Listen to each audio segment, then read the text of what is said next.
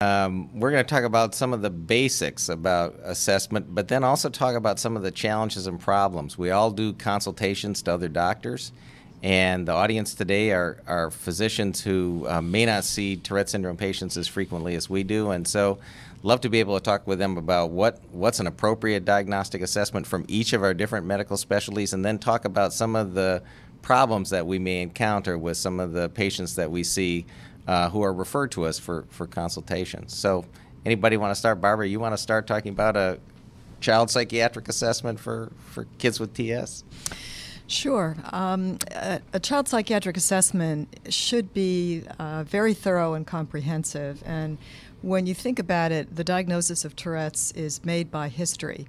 So many times the parents have already come in having diagnosed the Tourette's and are asking for confirmation of that. However, in addition to getting the history of the tics over time, longitudinally, I think it's very important to look at the other associated or co-occurring problems, which increasingly, at least in child and adolescent psychiatric clinics, are coming to our attention. And I think parents are now much more sophisticated about looking for this and asking for help as well. So that would also include a comprehensive review of likely associated disorders such as attention deficit hyperactivity disorder and obsessive compulsive disorder, which are the two most common associated psychiatric comorbid disorders. In addition, it's very important to look for other potential problems, mood disorders, non-OCD anxiety disorders, learning disabilities, and take a very good comprehensive history of educational development, social development, and obviously family and medical history. One of the areas that we tend to explore a lot of information on as specialist consultants is the history of treatment, both pharmacologic and non-pharmacologic, because many times parents will come in saying nothing has really worked, we're here for a third or fourth opinion, and yet if you take a careful history, the treatments that have been tried to date may not be adequate or comprehensive. So getting a good treatment history is important as well. It's important to remember that the level of tics that we see in the office on the initial evaluation may not reflect the actual day-to-day tic level of the child. And I always ask the child and the parent, is what we're seeing today representative of the level of your tics on an everyday basis? Because sometimes you can see more tics or less tics in the office on your initial evaluation. I work very frequently with neurologists if there's any question of anything a little untoward or unusual in the course of the tics. If there's been episodes that sound like they might be seizures, I'll get neurological consultation. We may do some imaging workup, an EEG. We sometimes recommend neuropsychological testing if the child is struggling in school or has had educational problems. So we generally want to start with a very thorough and comprehensive assessment. The idea is to get as comprehensive a picture of the child as you can with a focus on likely co-occurring disorders. And the challenge is then to sort out in your formulation what are the most problematic symptoms and where do you prioritize what needs to be treated. I started with you because I knew what you do, but we have other medical providers here who probably don't do what you do. So Sam, talk about what pediatricians ought to be doing as part of a basic routine when the kid comes in with new onset tics or an exacerbation of tics. What would be a standard evaluation? Well, I'd certainly like to also acknowledge that what Dr. Coffey, what Barbara does is fully in keeping with what I would want pediatricians to be aware of, to understand, to be mindful of these things. I'm a developmental and behavioral pediatrician, and this is I'll be a little bit oblique here if I can. This is it's a very new subspecialty in pediatrics, and it's in essence it's meant to be the bread and butter of pediatrics. We're looking at neurological development, predictable and maybe less predictable neurological and psychosocial developmental patterns. And pediatricians are not especially well trained to in paying attention both to surveillance of these kinds of difficulties and to intervention and management. And increasingly, as we recognize the prevalence of Tourette syndrome and other kinds of developmental problems, children with special health care needs now encompassing perhaps 1 in 5 children, it's becoming increasingly urgent that pediatricians serve in the capacity as a medical home. In the medical home, I'm introducing a lot of names because I think they're all important, and I think it's difficult to discuss to discuss what pediatricians ought to do without being familiar with some of these terms. Medical homes are part of the Healthy People 2010 initiative, and the Maternal Child Health Bureau has embraced this, that all children with special health care needs, including those with Tourette syndrome and the associated problems, should have a medical home, which is sort of somewhat of an ill-defined concept, but in essence, a provider, most likely a primary care provider, working with a family who will serve as the center, the focus, to help to coordinate care, find solutions, serve as advocates, show sensitivity, be in communication with specialists like Dr. Coffey and others, but really stay aware and stay in tune with the resources that are available and keep up to date with all of the services. Leon described himself as a primary care pediatric neurologist. You have a very different practice than... I do, John. I think that my erstwhile colleagues they're practicing the ideal in many ways, and so I'm in a state where there are very few resources for psychosocial disorders, neuropsychiatric disorders, and so I have to do things a little bit differently.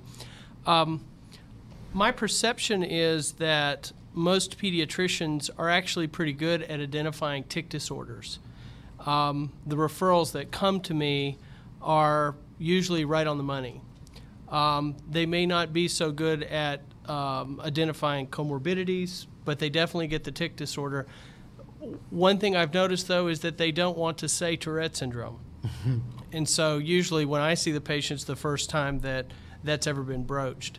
I think that pediatricians are actually pretty good at identifying attention deficit disorder.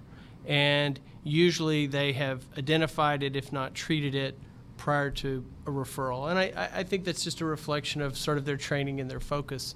I think Sam's idea of the medical home is a great idea, but in Alabama, I don't know, and I don't know if that's true for everywhere, if pediatricians are going to be willing to accept that mantle. It may be something that people want them to do, but I don't know if they actually will, because these can be very complicated patients.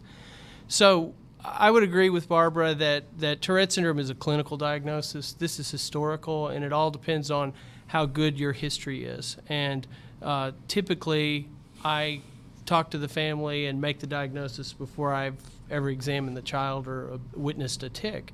And as a movement disorder person who takes a thorough history about past development, accomplishments, et cetera, I actually don't do any other workup. I mean, it's a diagnostic, or it's a diagnosis that's made clinically. And so I then try to do a little bit of what Barbara and Sam do and look at what these other comorbidities are. So how far do you go after the comorbidities? What tools do you use, and how much time do you spend? We're the only neurology group in the state. That means I get everybody for the most part. So I have to go quickly. I have to be really efficient. So I can actually assess in broad strokes. I can't give them a YGTSS number or a Y-box score, but I can tell you if they're impaired by their OCD or their tics or their ADHD, which I think gets to what Barbara was talking about, and that is you have to prioritize and decide what the big problem is and begin to address it. You probably see more than a couple new patients in every clinic visit, so... Typically, my clinic is almost all new patients, and so I will see anywhere from 5 to 7, which is awful. Per month? Day. So, but what I have is I usually have residents who are pretty well trained. Yeah. They go in, they take a good history. I clean it up a little bit, and then the majority of the visit is spent educating the family and saying, where do we go from here? All right, we're talking about that in a bit. Yeah. Perfect. So if you include that resident time, those patients, they get time. Oh, they get time. Jorge, you see adults. I see adult and some children, but my practice reflects more what Leo is describing. Leon is describing, in that I rely on my experience and training in not only identifying the tics. Those are usually, they come already identified. As we mentioned before, that's what gets them into the clinic. The other comorbidities I screen for, but I'm always concerned that the quick screening based on a narrow window is missing a lot. The part of the screening that I'm sure we're missing a lot on the first interview is the family dynamics that may be having a lot of bearing on the severity of the symptoms that the child might have. And in my experience, the 1 hour that I have for that initial visit is typically not enough. So I humbly accept that may not come out until I see the child or the adult for the second or third time. And I just keep trying to probe gently. And generally I find that on a first visit, that dynamics, which is so complicated and a delicate topic, they don't like to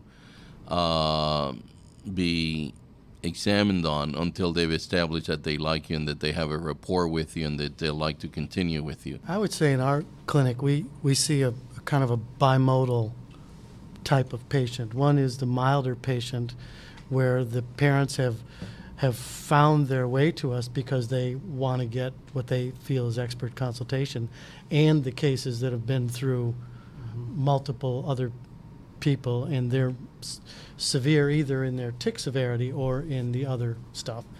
And I think our clinic is probably fairly similar to Barbara's in a couple of points that I'd reinforced that she made and you made that I want to make sure we make clear to people is that there's no test for this diagnosis. It is a clinical diagnosis. We don't routinely get MRIs, EEGs. It's a rare case that we go for those, and we're usually in consultation with somebody about that if we're going in that direction. The other thing that we try hard to do, related to the fact that the tics are not usually the top of the list, is information from multiple informants. So we're really pretty big on getting information from the teacher and the parent, and we use a lot of rating scales, and a lot of them are not too long, but they give a lot of information that you wouldn't want to do by phone or chasing after teachers and special educators to some cases you have to do that, but in most cases we want to get teacher and parent information, and we use rating scales. Just briefly, can you talk about the kinds of problems you see with assessments for patients that come to you, things that people miss, they don't do, things they shouldn't do but do? I think we've already talked about EEGs and MRIs. I know I've heard families that came in and said my kid got a diagnosis of Tourette and they recommended an EEG and an MRI, and so those are the kinds of things that can be done, but aren't routine, if you will. Other kinds of issues with assessment that you see? Much of the time, most of the families I see, the parents already know the diagnosis. If it hasn't been given specifically, it's been assumed. Many of these kids have been diagnosed as having Tourette syndrome without really much of a workup. The understanding that they have Tourette syndrome, meaning they have tics. Tics means they need to be treated for tics, and their physician has some notion of which medications to use and has some comfort level. And without really, because of their limitations, I suppose, in time and perhaps understanding, the knee-jerk response is to treat with medication and without perhaps looking more deeply. And parents come often very frustrated because either the medications haven't addressed that, or the tics so well, or they haven't really, I think, touched on the underlying issues, the comorbid problems and what have you. One of the things that I've noticed is, there's always going to be people getting EEGs and things like that. Yep. for Tourette's. But one thing that's been striking to me is that the rare time that I get a referral from a psychiatrist, there's just not many psychiatrists in Alabama, but it just seems that they totally miss the OCD, and I don't know why. The psychiatrist. We say that about Psychiatrist. neurology. Well, I would believe it if the neurologist missed it. Yeah, me too. Totally, but I'll ask families about repetitive behaviors, rituals, and things like that, and I'll say, has anybody else ever asked you about this? Nope. And I'm really surprised by that, and that may be a regional thing, but I'm not so sure. I think what happens is when our new trainees, they see a kid who's ticking, they're so excited that they have a visible something to go to a diagnosis with instantaneously, and they forget that it's just the beginning of a process, not the end point. And so I think you know, we do talk about neurologists that way, you know, that they're good at that tick stuff. But I think it's true with psychiatrists too. They see something that's there that they can hang that diagnosis on. They're pretty much done with their work. And I guess the point of this is that it's just the beginning. It's not the end point. I mean, I think it's taken us a long time to listen to families to make the point that you made earlier, that they got the tics, but it isn't the most important problem.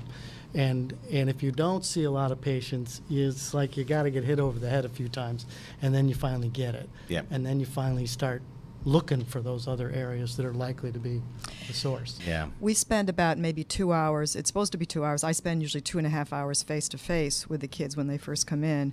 And truthfully, to take a careful inventory, especially if you're used to doing structured diagnostic interviews in studies and you know you don't want to miss anything because something, that enuresis might be important to what treatment you're going to recommend, it's really challenging, I think, to sort it out and to go through it step by step, systematically, to get the longitudinal course, and then pull it all together in a formulation, taking into account the family dynamics, which I agree with you totally, Jorge. That's so important, the family environment, the school.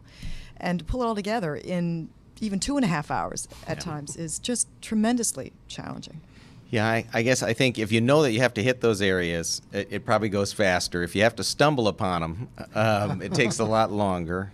And I think that's part of it, knowing that tics is the beginning of the evaluation, not the end, and that it doesn't have to all be done that day, and that you need to think about a variety of different areas is probably the most important part about the evaluation. And when that doesn't get done, the families don't feel right about it, and somehow the clinicians don't feel right about it either, or it doesn't work as well as it should. And so my job is to find the thing that has escaped the attention of others and to evaluate past treatments to figure out whether they had adequate treatment trials of duration and intensity.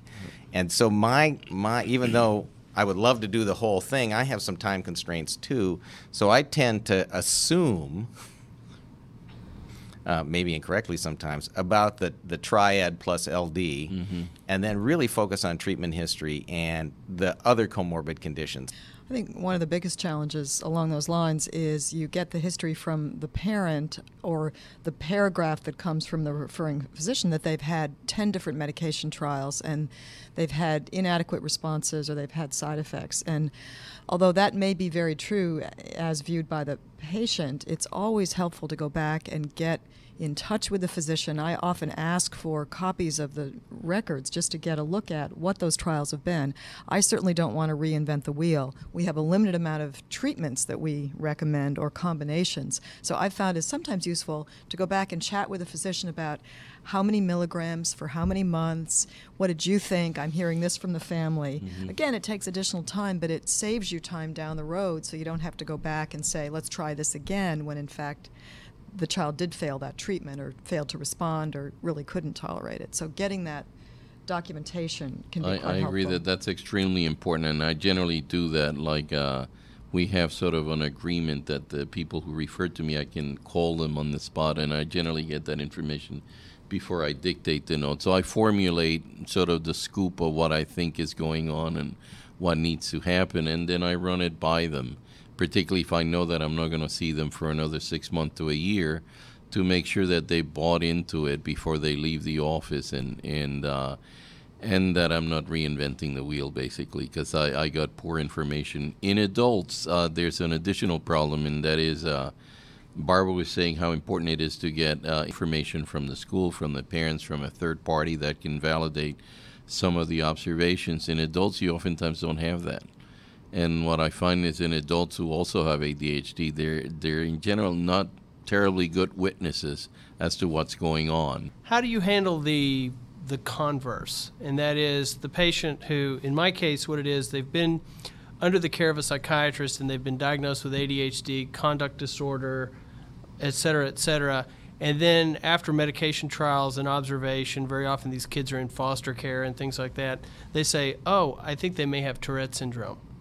And so they then come to me, and I think the bubble over everybody's head is, well, that's not the big problem. I mean, Right. it's all this other stuff. But parents really do latch on to that, and they say, oh, well, maybe it's just Tourette syndrome. How do you guys handle that? No, it comes up a lot, and I think that this is a challenge of education, and that to explain to people, what I use the term is explanatory power. Where are we going to get the explanatory power? What's going to give us the best source to explain the difficulties that the kid is having? And maybe it's a lumping and splitting game, I don't know, but tics can give you some explanatory power. ADHD can give you some explanatory power. There's developmental disabilities that can give you some explanatory power. And I try to parse it up like that. Yeah, I do think that splitting too. another aspect, Leon, may be as it regards to the biopsychosocial financial model, is that many times people like to think about Tourette's as being a neurological condition, which it is, independent of the Other stuff. psychiatric comorbid conditions, because when you think about it, look at reimbursement rates in terms of who's going to pay for evaluation and treatment. If it's a so-called medical or neurological condition, it may be reimbursed through medical insurance, as opposed to psychiatric coverage is very limited. So sometimes that may be part of the bias, or just other concerns about a so-called psychiatric problem versus a neurological problem. It's easier to take for many families.